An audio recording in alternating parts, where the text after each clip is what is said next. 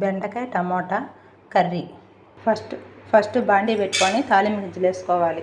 తర్వాత వెల్లుల్లి, ఎండుమిర్చి, కరివేపాకు, పచ్చిమిర్చి, ఉల్లిపాయ. తాలింపు వేగిన తర్వాత టమాటా బాగా వేగిన తర్వాత బెండకాయ ముక్కలు వేసుకొని బాగా ఇట్లా కలబెట్టాలి, తిప్పుకోవాలి.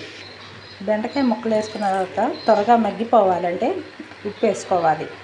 తర్వాత కారం 6 స్పూన్, సాంబార్ కారం తగినంత వేసుకోండి, మీకు కారాన్ని బట్టి. చిటికెడు పసుపు. నెక్స్ట్ మొత్తం కలబెట్టుకొని బాగా మగ్గిన దాకా మూత పెట్టేసి సిమ్లో పెట్టుకోవాలి. వాటర్ పోయకూడదు, వాటర్ పోయకుండా ఎగురేయడం. అట్లాగే సిమ్లో వదిలేసేస్తే మగ్గిపోయిద్ది బాగా. వాటర్ వేసుకుంటే మీ ఆప్షను.